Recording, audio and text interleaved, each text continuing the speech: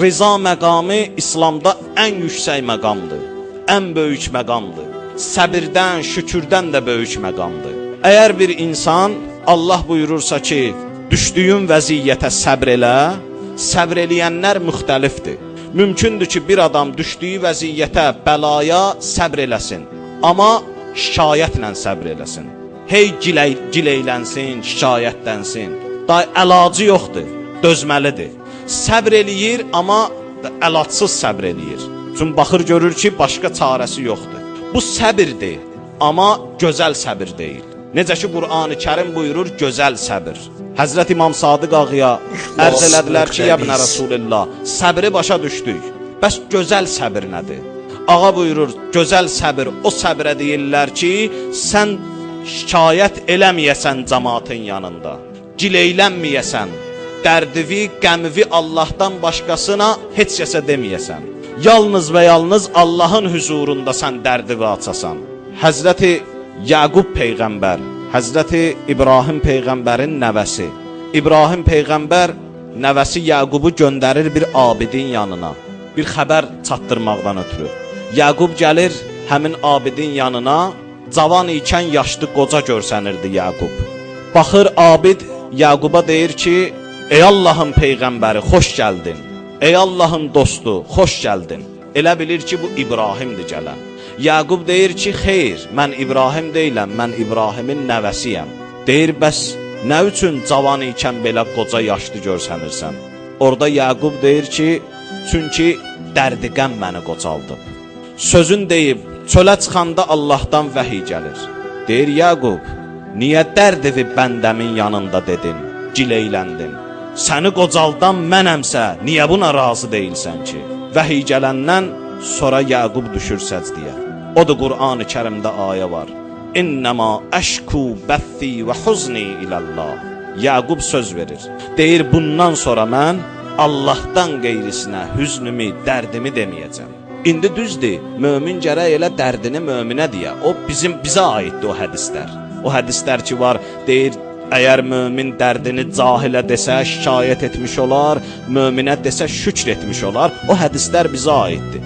Amma əslində biz əgər dərdimizi bir-birimizə deyiriksə, bunun özü də o məqama sahib olan insanların yanında şükür deyil, şikayətdir. Ona görə deyir, səbrun cəmil, gözəl səbr elə, heç kəsə demə.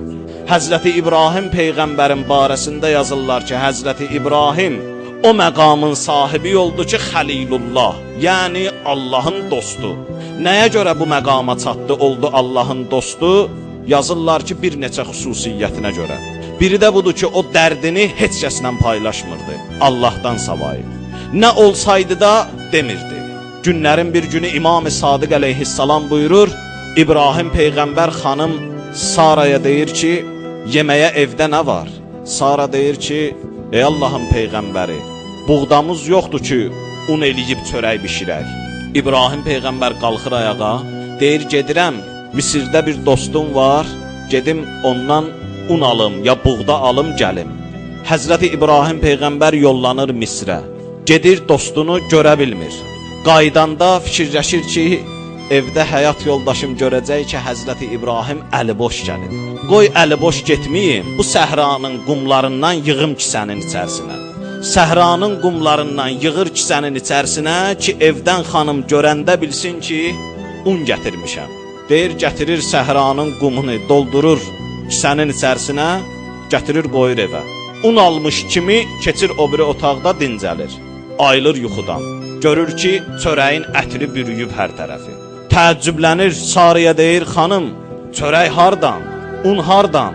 Deyir, ey İbrahim, Misirli dostun yolluyub. Baxır, deyir, düz deyirsən. Onu dostum yolluyub, amma o Misirli deyil, o Allahdır. Yəni, bəlaya səbr eləyə, təqvanla, imanla, şükr eləyə. Bu olar gözəl səbir. Bundan da bir üstün məqam var, razılıq məqamı. Yəni, insan razı ola. Nəinki səbr eləyir, nəinki şükr eləyir, hətta razıdır, zövq alır ondan. Ki, bir dəfə qeyd eləmişik, bir arif digər bir arifin görüşünə gəlir.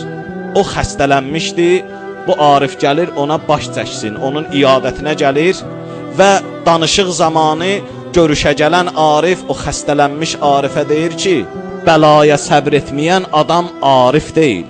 Yəni arif deyil o adam ki, bəlaya səbr etməyə. Həmin o arif baxır, deyir ki, xeyr. Arif deyil o adam ki, bəladan zövq almaya. Yəni bəlaya razı olmaq, bəlaya şükr eləmək, bəlaya səbr eləmək bir ariflikdirsə, ondan üstün irfan budur ki, sən bəladan zövq alasan. Bax, o ən üstün məqamdır. Bundan da bir üstün məqam var.